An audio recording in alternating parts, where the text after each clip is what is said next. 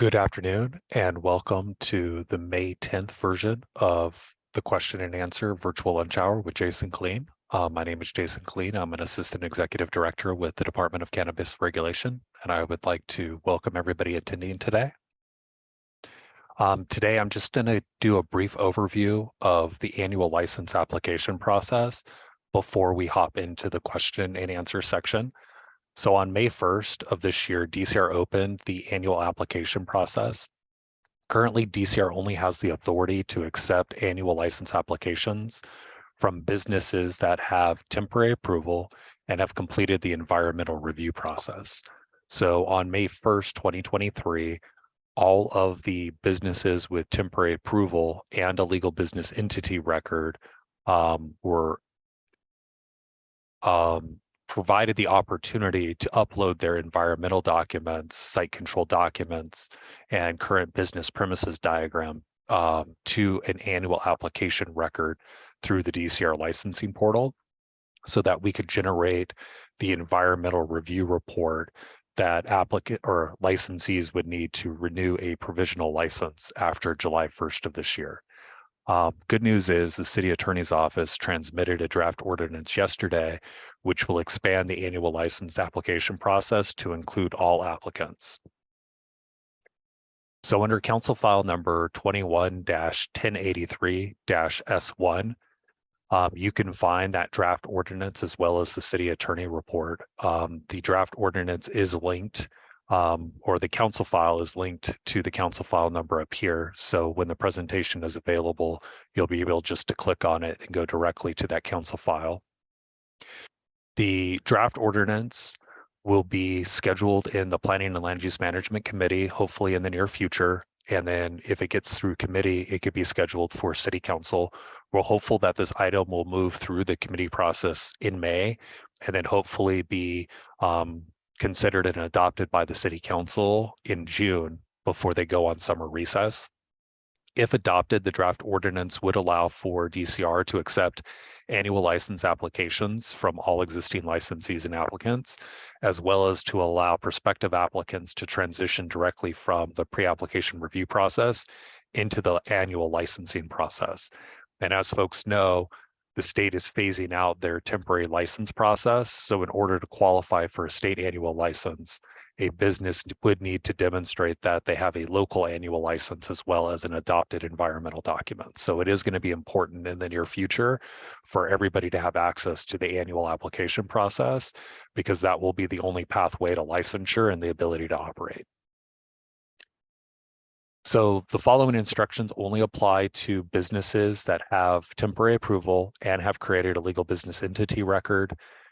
The annual applications are children of that legal business entity record. So if you don't have a legal entity record, you can't have an annual application because it's a prerequisite. So as part of the renewal process for calendar year 2023, folks with temporary approval had to make sure that they created the legal business entity record so that we would be in a position to create those annual license application records for them. And folks that are eligible to submit their annual licenses and begin the environmental review process have received an email from DCR. If the ordinance is adopted, we will be sending out instructions to all other applicants and folks that would be eligible to start the annual application process with how they can get into that process. If the ordinance is adopted, we do plan to generate annual license applications for everybody in our temporary approval pipeline. And then of course, for folks that have pre-application review records that have been deemed eligible for further processing, or they intend to refile after July 1st, they would have the ability to go directly into the annual licensing process. In order to start the annual license application process, existing licensees do have to submit their completed LIC 4013 form, which is their project specific information form. They do have to demonstrate they have current site control of their compliant business premises location, and then they need to submit a current copy of their business premises diagram. And those can all be uploaded directly through the portal to those annual application records. Once they've been uploaded, the analyst assigned to the record we'll get an email communication letting them know that documents have been uploaded so that we can make sure that we issue the necessary environmental document so that folks can, of course, renew their state provisional license after July 1st. Once we've gotten through this process, and some businesses had submitted these forms at the end of last year, and we've already completed that analysis, we'll be able to generate the necessary reports on their annual record so that they're there on the annual record and they can move forward in the annual license process. So right now, folks are starting this annual licensing process by getting through the environmental review. We do have the local jurisdiction assistance grant, which is being utilized to provide fee waivers for the categorical exemption review fees. So we aren't invoicing folks at this time. So once the documents have been uploaded by the applicant, normally we would issue an invoice to do this CEQA review. As I mentioned, we are issuing fee waivers, so folks don't have to worry about paying those fees. We're assessing and preparing the CEQA document. We will have consultants available to deal with any overflow if our analysts are unable to process the request. We'll hire a consultant to process it for us. And then once we've determined that the CEQA information is complete, we issue a notice of completion, which is CEQA terminology that we've basically drafted our environmental findings. And then we'll notify that the applicant what annual license application information and documents need to be submitted. Of course, once the ordinance gets adopted, assuming it gets adopted, folks will be able to navigate through the environmental review in parallel with the annual license application processes. So folks that are going through it now have to start with the environmental review based on the code. And then if the code gets amended, they'll have the ability to go through the environmental review in parallel with the annual application. So I'm looking forward to that. For businesses out there, there is the requirement to receive your public health permit from the Los Angeles County Department of Public Health. That will be required to get an operating permit as part of the annual licensing process. So if you haven't already started that process and you are an existing licensee, we do encourage you to get into that process as soon as possible, so that once you have received your city annual license, your state annual license, you'll have what you need in order to request a final inspection and then get your operating permit to operate under your annual license. So again, the presentation will have links to the county's process and how you can submit your application for your health permit through them.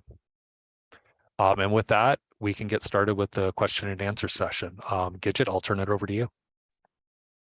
Thank you, Jason. Let's jump right into it. Well, first question comes from several people, including Josiah T, Jess F, and Joe R, and they ask, when is the public convenience or necessity process opening up so that we can know what community plans are available, and how long will the PCN be available once it is open? So I'm hoping that we can open the public convenience or necessity process late summer, on or around August 1st. That's the next date where we'll be collecting updated quarterly sensitive use information from all of the different agencies that house that information.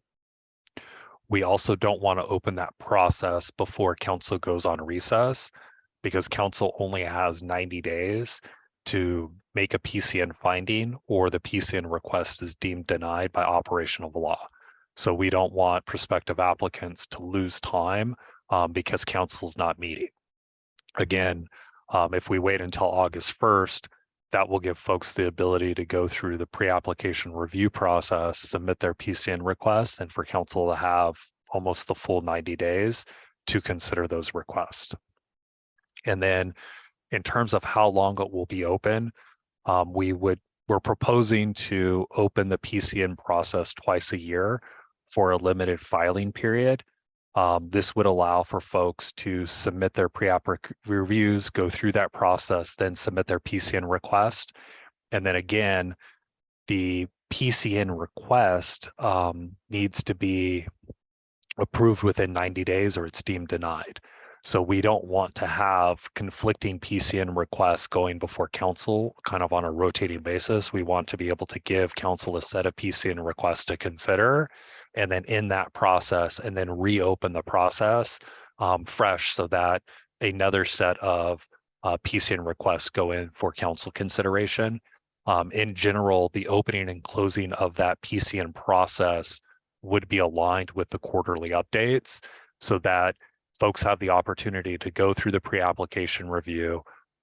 If their site is eligible for further processing, lock in the location from sensitive uses before it goes to city council. And then of course, if city council makes the necessary PCN finding, then the applicant, then they would have the ability to submit an application, and then they wouldn't have to worry about the sensitive uses.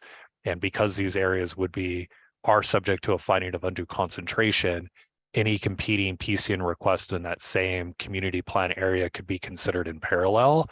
So we would make sure that there would not be any conflicts if PCN requests were approved, which is an efficiency over the pilot program. Thank you, Jason. This next question comes from several individuals as well.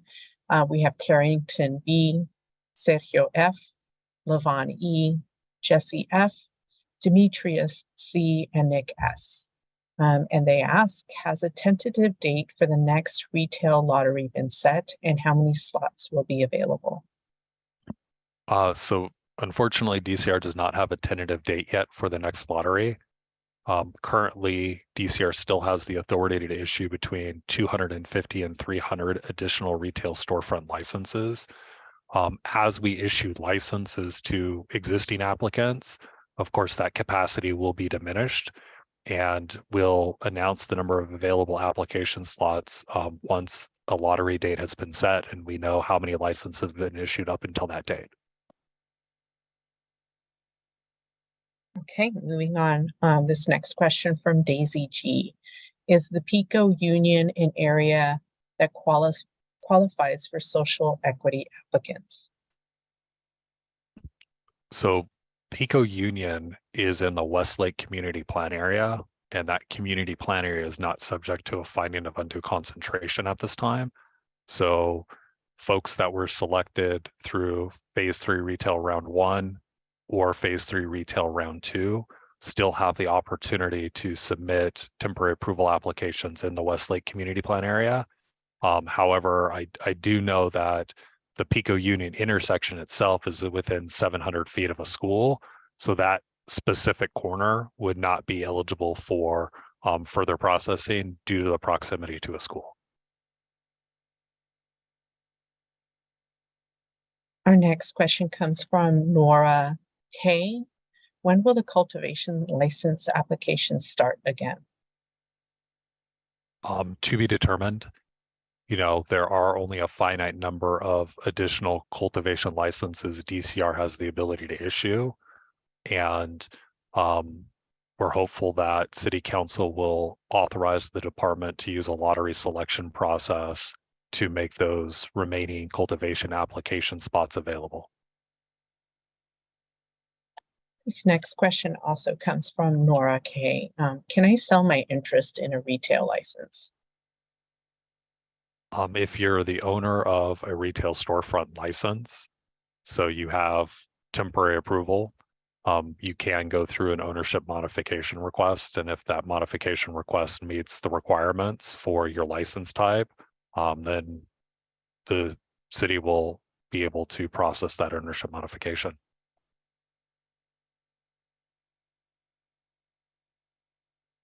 Our next question comes from Manuk A. I applied but didn't finish my application on the state side. I have a portfolio. I need help. So if you're a social equity applicant, the state does have resources to assist what they consider to be local equity applicants. Unfortunately, DCR doesn't have access to applications on the state side, and we can't provide assistance with completing the state application. But I would recommend reaching out directly to your state analyst or to the state agency for assistance. Thank you. Our next question from Lavon E. Is there a timeline for when the latest LADCR City Council and Land Lab Use approved amendments will take effect? So the set of recommendations that were adopted by the City Council and Mayor in February, April of this year have made it through the office of the city attorney, and the city attorney's office just yesterday transmitted their report and draft ordinance under council file number 21-1083-S1. I hope that that ordinance will be considered by the Planning and Land Use Management Committee later this month, and then hopefully make its way out of committee into full city council by June. And then, of course, if they adopt the draft ordinance, it does have an urgency clause. So it would go into effect after the council approves it, the mayor signs it, and then the city clerk publishes it.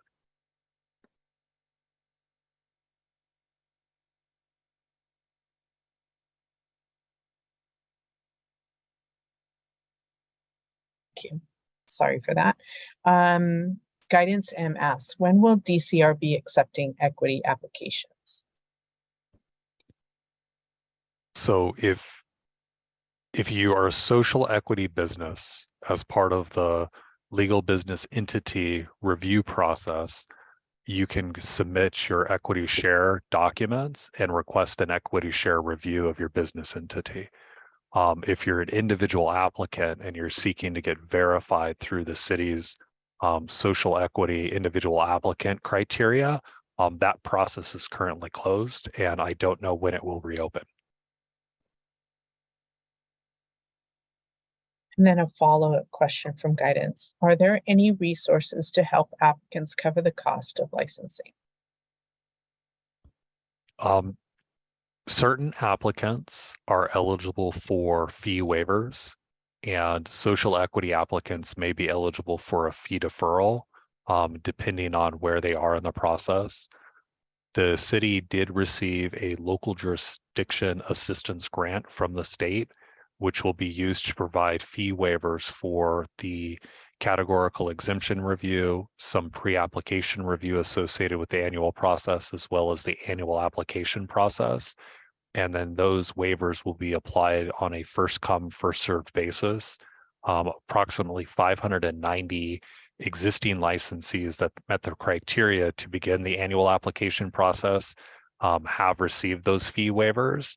And then, of course, if the draft ordinance is adopted by City Council and it becomes available to all applicants, as applicants transition into annual licensure, we will apply those fee waivers. For folks that are not currently in the pipeline, once the ordinance has been adopted, we will have a limited amount of grant monies available to provide fee waivers for pre-application review records. And then, of course, if that record transitions into an annual application, we would have the ability to apply the environmental review fee waiver as well as the annual application fee waiver.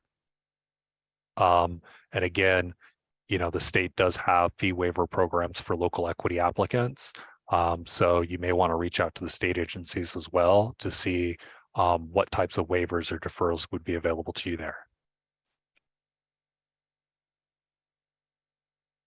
Okay, our next question comes from Arnetta E.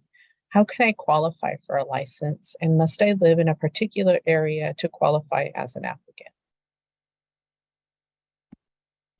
So in order to qualify for a license, you're going to have to go through the city's application process and, of course, meet all of the requirements for licensure. You don't have to live in a particular area to submit an application as an applicant. DCR issues over 7 different license types. Some of the license types are limited to verified social equity applicants, which means that the applicant entity has to go through an equity share review to demonstrate that it does meet the criteria under Municipal Code Section 10420. So I would recommend reaching out directly to the department during our customer service hours so that you can, you know, ask one of our analysts about your particular situation, whether you're a general applicant, you want to apply as a social equity applicant, and they can kind of walk you through the different record types that you would have to create in order to submit an application.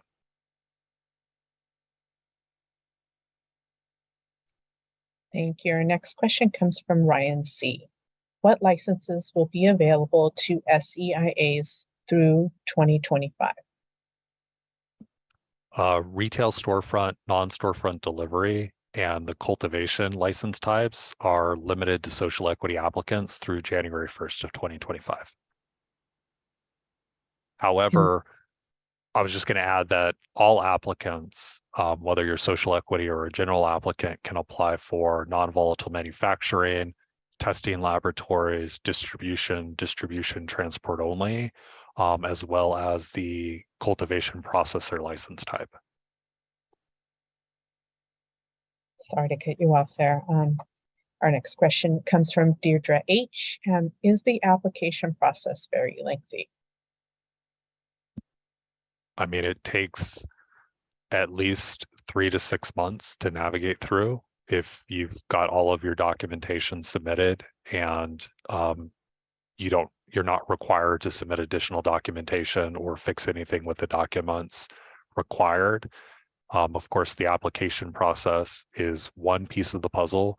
There's also a state application process, which if you don't already have a provisional license application in the state queue, you will have to go through the state's full annual application process, which will add time. And then, of course, there's permitting requirements from building and safety, the fire department, Department of Public Health, and those processes all take time as well.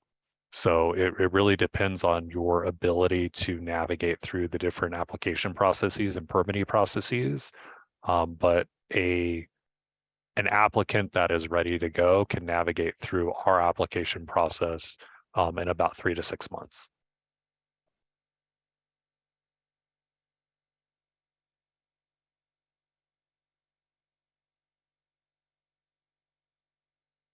Okay, our next question comes from Deirdre H. Is there a deadline for social equity applicants to submit an application?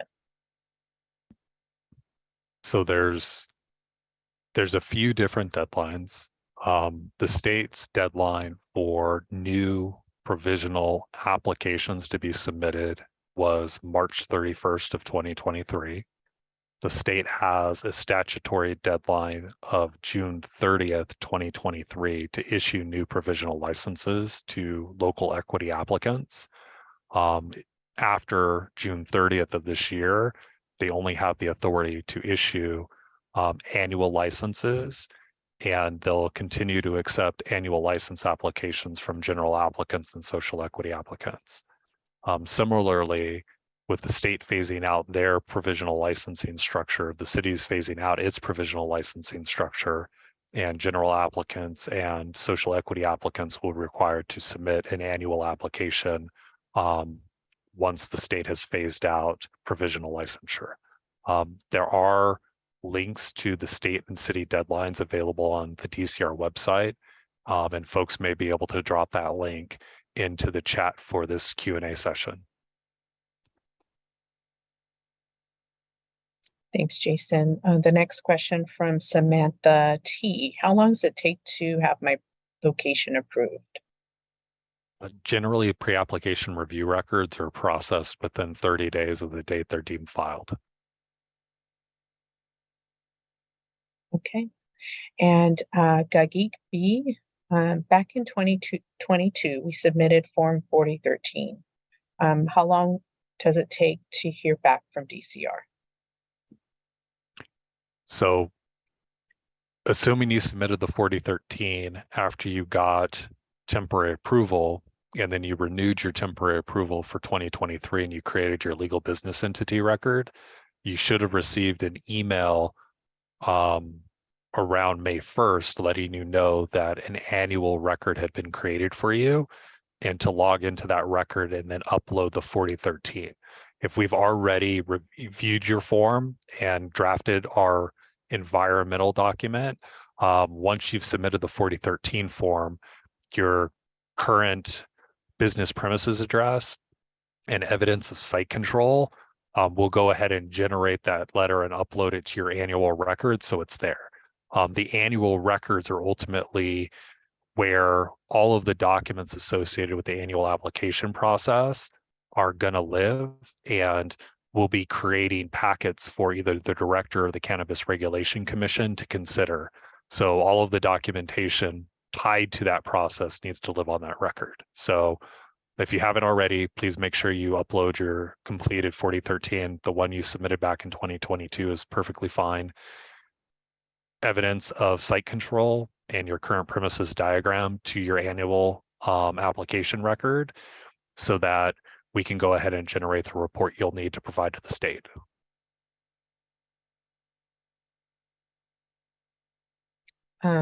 This next question also comes from Gagik.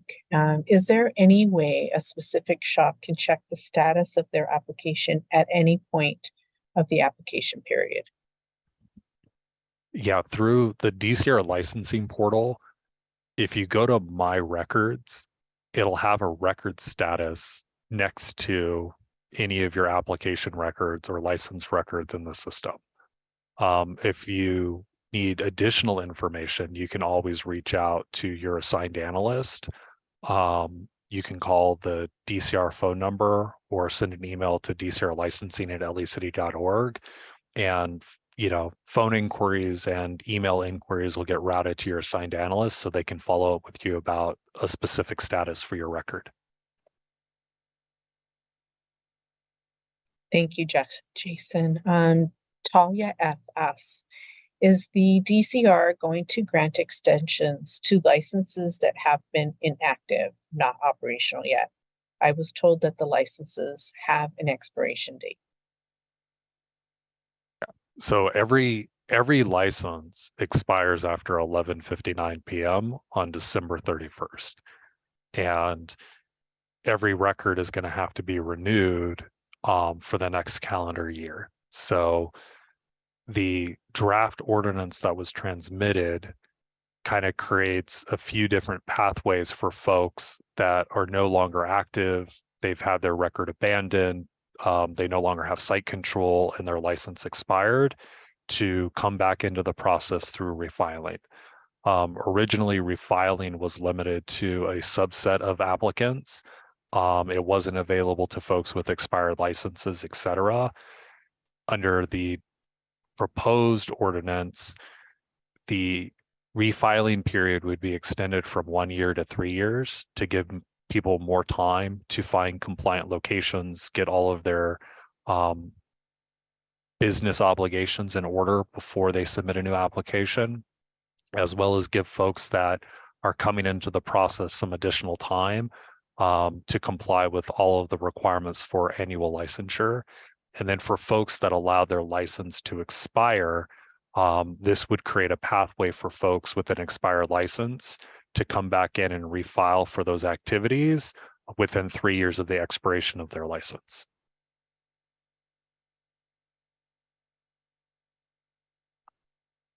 Okay, Tiffany F is asking, how will I know when my flag has been planted for a retail store? So flags can't be planted until the temporary approval or annual application has been submitted, applicable fees have been paid, and the filing is deemed complete. So if you submitted an incomplete application, you use placeholder documents, your flag has not been planted, and it won't be planted until all of the necessary documents get submitted and the application is deemed filed.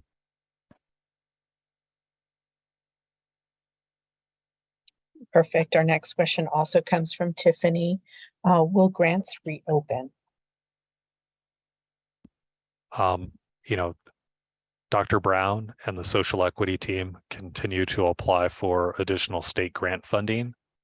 At this time, we don't have any funding available for direct financial assistance. But of course, if they do get grant funding that provides direct financial assistance, they'll open up a new financial assistance grant request program or process. They've already done seed 1.0 and seed 2.0. It would probably be seed 3.0. DCR does have funding to provide fee waivers as part of the annual application process to transition folks from provisional licensure to annual licensure. And as folks submit their annual applications and get their environmental documents in, we are providing grant fee waivers through that program.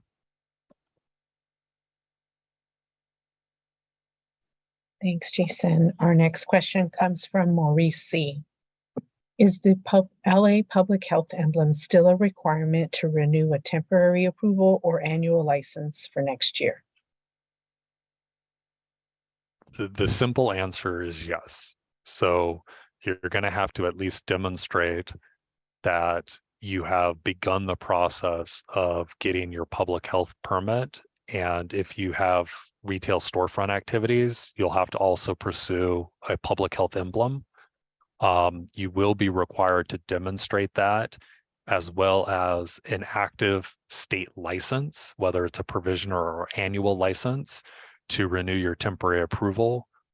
For the annual license, annual licenses can be renewed as non-operational or as operational. An annual license is one piece of paper, and then of course you have to get your state annual license and have all of your permits in place before you can request a final inspection and get your operating permit for your annual license.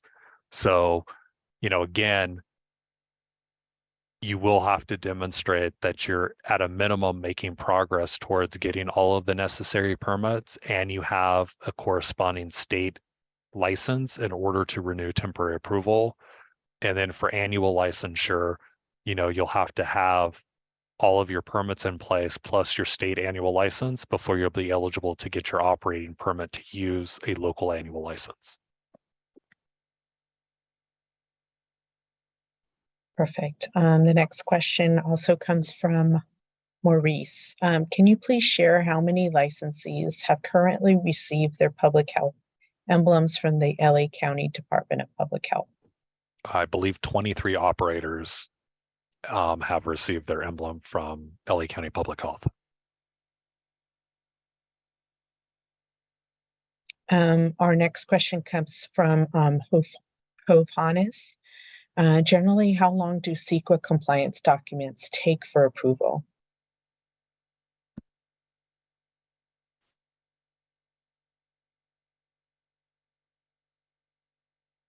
Generally, it takes less than 60 days. We're working with the state agency, the Department of Cannabis Control, on expediting the CEQA review for anybody who's going to have a provisional license expire in July or August, because those folks are going to need to demonstrate that we've completed their draft environmental analysis, and then provide evidence to the state of that. So the DCC has provided DCR with a list of approximately 160 businesses that are going to need that additional environmental document to renew after July 1st. And we are prioritizing the processing of those businesses, provided they got us the documentation that we requested as part of the annual application process. And then, of course, for everybody who's not butting up against the state deadline, we're just processing them in the order received. Our next question is also from Hovanes. Is there anything further required after CEQA compliance? Once the environmental report has been drafted, you will have the opportunity to submit the rest of the documents necessary for a complete annual application. Once we've received those documents, we can deem the application complete. And then from there, we'll continue processing to get the recommendation to issue an annual license either to the director or to the Cannabis Regulation Commission. The CEQA document is considered a draft document until it's adopted in parallel with the issuance of the annual license by the first level decision maker. So, the state is aware that these documents will be considered draft documents until the first level decision maker has an opportunity to review them in parallel with the complete annual license application. And then, of course, if an annual license is granted, then we have the ability to file a notice of exemption along with the issuance of the annual license to, of course, provide the state agencies and others with a notice that we've completed the environmental review and it's out there for public consumption.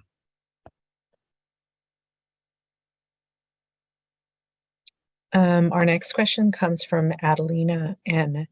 Is there a specific CEQA exemption form available? And what is the document? Where can I find it? So the Form 4013 is available on DCR's website. That's your project-specific information form, where you provide information about what activities, where you're going to be proposing your business premises location, and giving us a general understanding of the location and the environment around the location. As part of that form, you can identify whether or not you believe your project qualifies for a categorical exemption under CEQA, and the common categorical exemptions can be found at the back of the form to provide a little bit of guidance. But that is available on DCR's website under the licensing tab, and then it's in the documents and forms.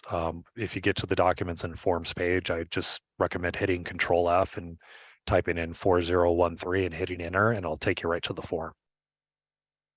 And Jason, we just dropped that into the chat, so they have that as well. Thank you. Our next question comes from Adelina as well. What happens after a DCR inspection? When can a store open?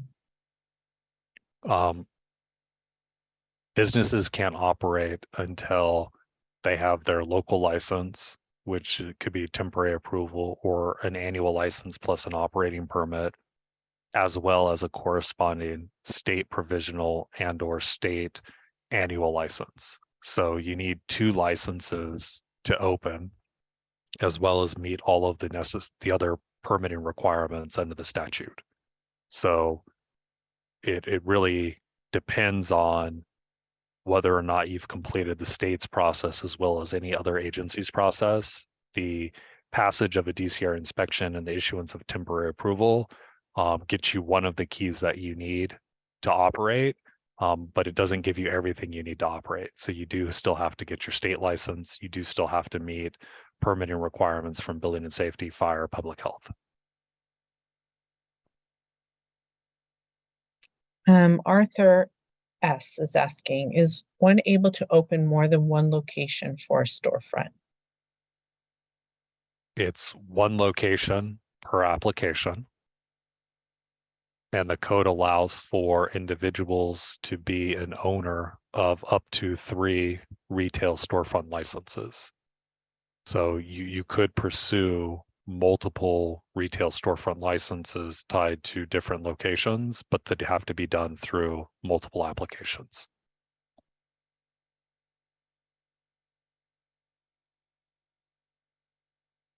Arthur is asking a follow-up or a different question, and he asks, which forms are required if I want to add more space to my premise diagram?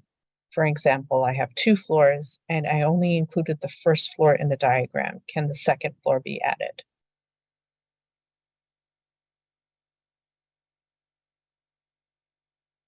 So for that, there's 2 different modification record types.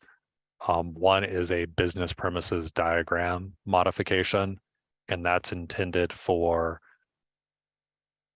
floor area changes that are less than 20% of the existing business premises diagram, or 2,500 square feet, whichever is less. And then we also have the ability to consider these types of modifications through a relocation process, whereby we reevaluate whether or not the site is compliant. And if it is, then we can review the premises diagram as well as schedule you for another initial inspection. And there's two different processes. It really depends on how significant the increase in floor space is for those commercial cannabis activities.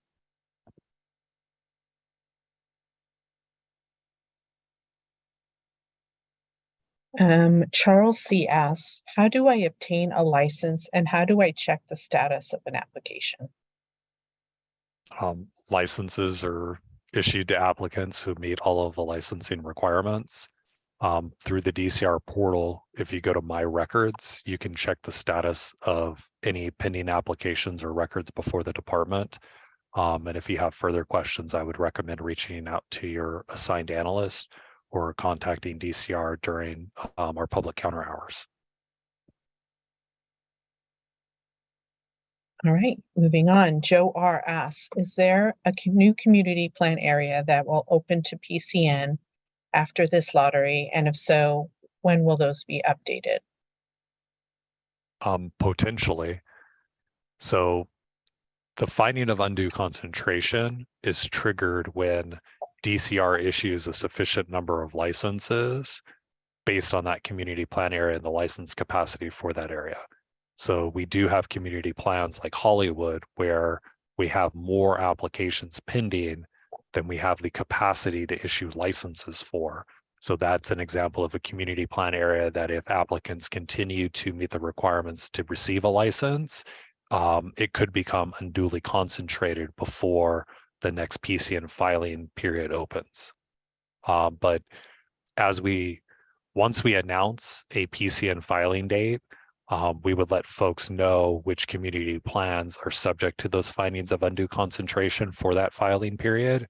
And then, of course, as we open future PCN filing periods, we'll continue to update it based on licensing activity of other applicants.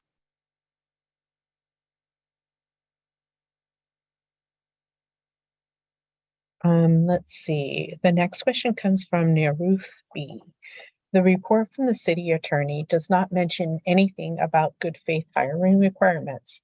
Will this still be required for licensees or prospective applicants, and how will DCR enforce this? So as part of the rewrite, the city attorney did try to combine sections into their own sections within the ordinance. A lot of the things for the different phases and the mandatory requirements were spread throughout the code, and they did consolidate a lot of the mandatory requirements like good faith hiring into the mandatory requirements section, which I think is 104.11. But they didn't make any changes. It may have just gotten moved. So I would recommend going to 104.11 and then just doing a control F for good faith hiring.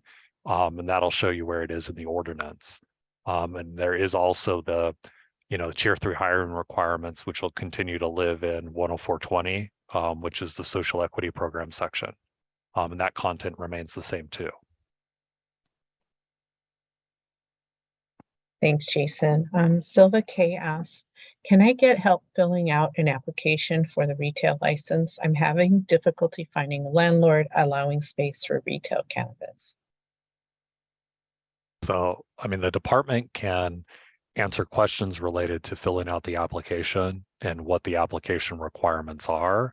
However, we don't matchmake prospective applicants with landlords, and we don't have a list or inventory of which landlords are actually willing to lease a space to a commercial cannabis applicant. So we can't help you on that.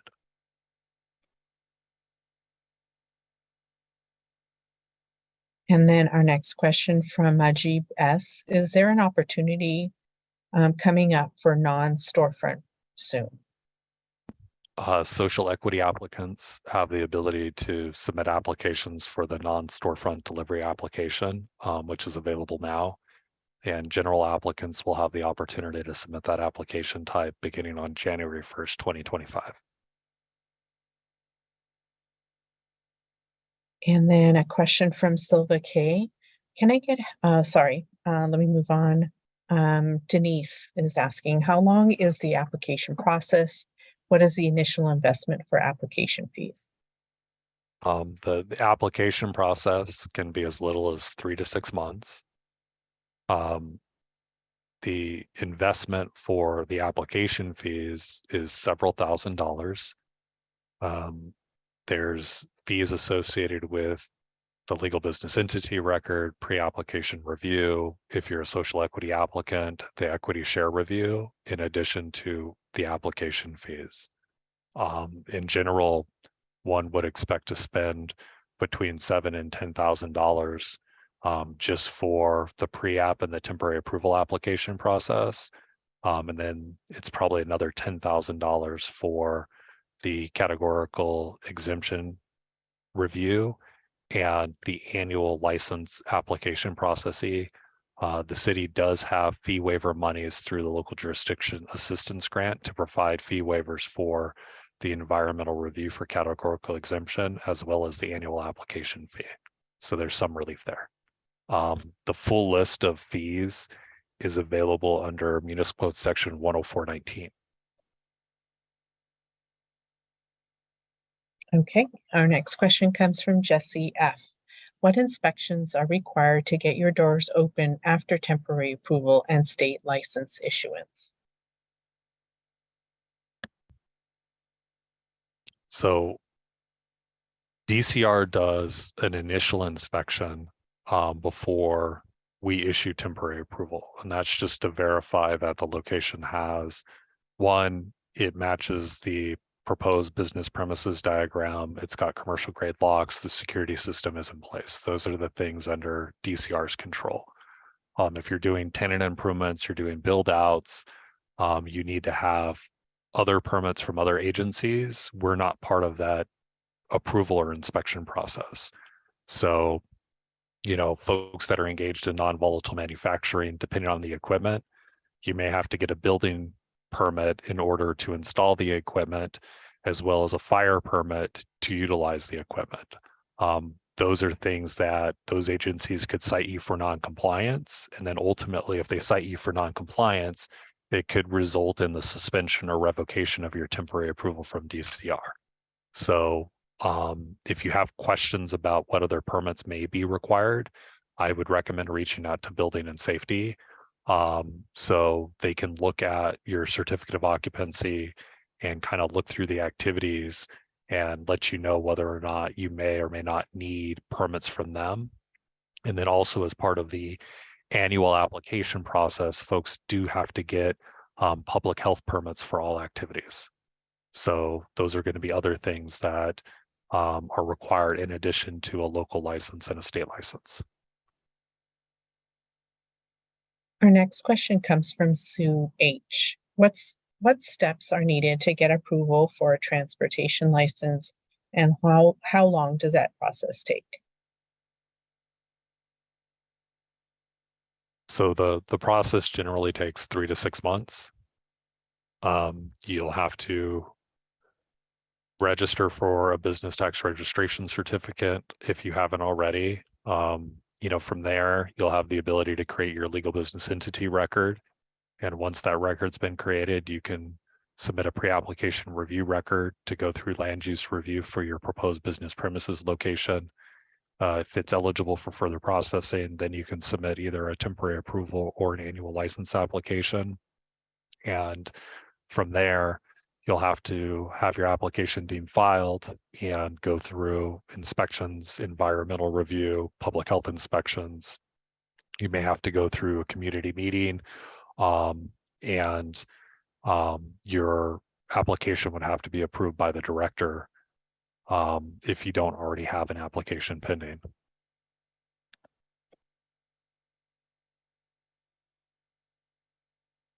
And our next question comes from Dana C.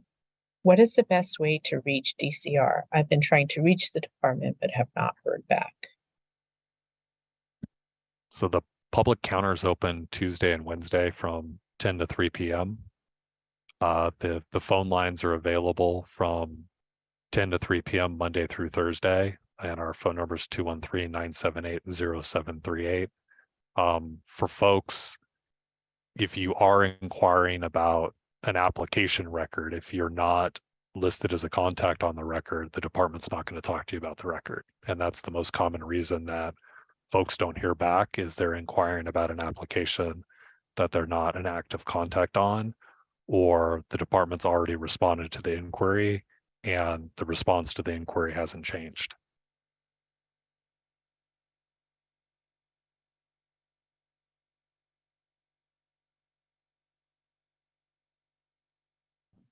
Our next question comes from Ariella J. When will public health begin inspections for non-retail activities? The Department of Public Health is accepting public health permit applications for non-retail activities at this time.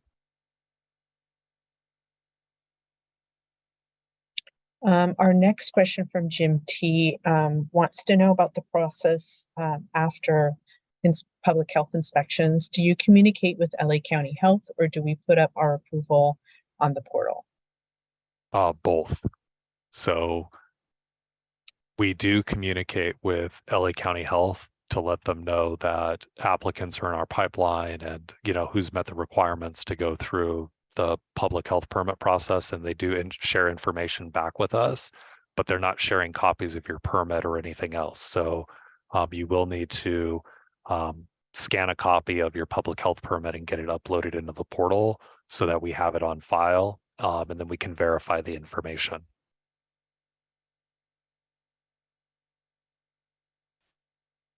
Okay, our next question from Kimberly. Will all operators receive environmental review fee waivers as far as fee waivers go for annual applications for SEIAs? Is there an estimated number of applicants that may receive this fee waiver? So all applicants are eligible to receive fee waivers for the environmental review fee and the annual application fee until those fees are exhausted.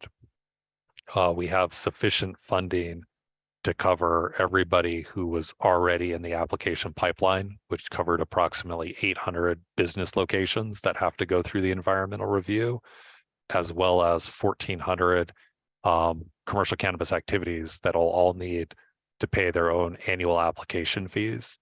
There is a delta to cover the phase 3 retail round 2 applicants and some new applicants that come into the pipeline. But again, the fee waivers are applied on a first come, first served basis. So, you know, we may run out of money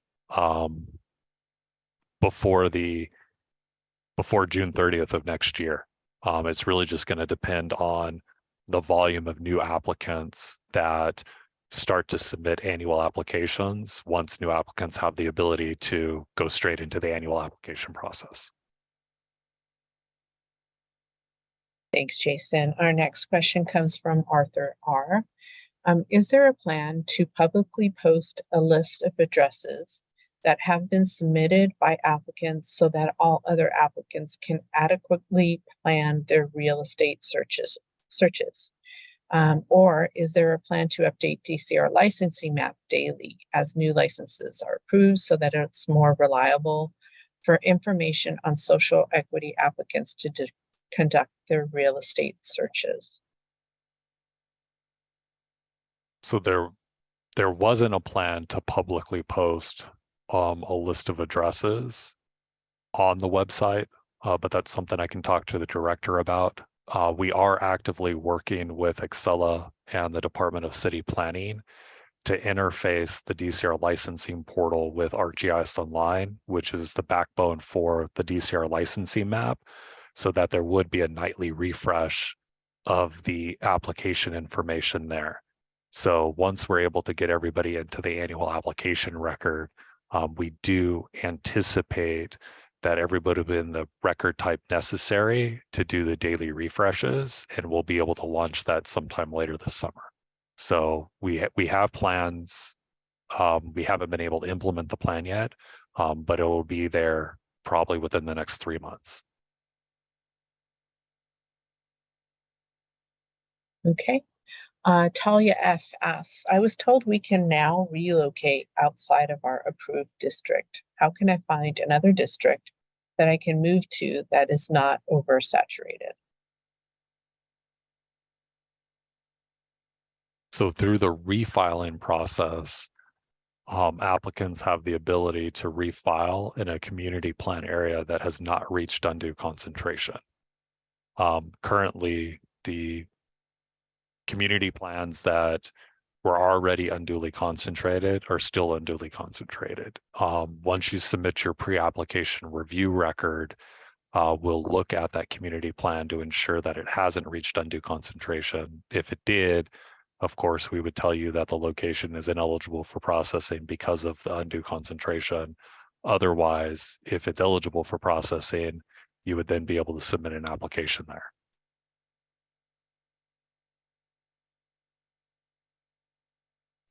Okay, our next question comes from DJ. Where can I find information on things that are needed inside a delivery location? My space is very small and as is my business. Are cameras, POS systems, and the storage safe good enough?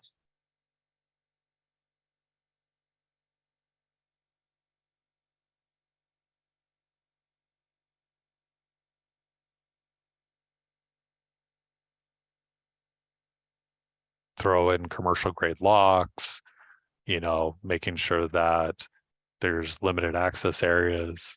And that would be pretty much good to go, at least for the initial inspection. Again, for this kind of thing, it's kind of hard to talk hypotheticals because really the proposed business premises location is of course going to have to comply with LEMC 105. We do have licensees that are co-located in the same building footprint as other licensees, and they all have their own distinct business premises locations that have separate entryway points, separate POS systems that just look at the limited access for the licensees. But I think I've seen locations that are 100 to 200 square feet that have been compliant. So it's not really the size that's the most important. It's making sure that you have all of the necessary elements to comply with the rules and regs, at least at the local level.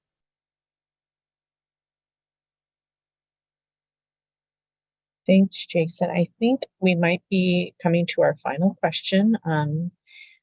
Mark asks, are there any other new activities scheduled to be released soon for social equity applicants or a new lottery in the works? There's hopefully going to be a new lottery scheduled later this year. Ultimately, that's going to be a policy decision on when that opens and how quickly it happens. In terms of other new activities, under the code, DCR has the authority to create processes for other license types that the state offers. A lot of the license types kind of fall under one of the umbrellas of the existing license types. I know the city is looking at the special event or temporary event process, as well as reviewing standards for allowing for on-site consumption.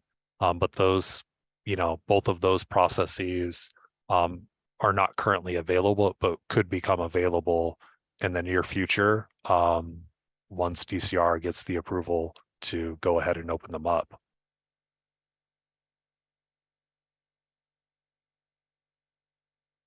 So we finished the last question and we are finishing on time, Jason. Thank you.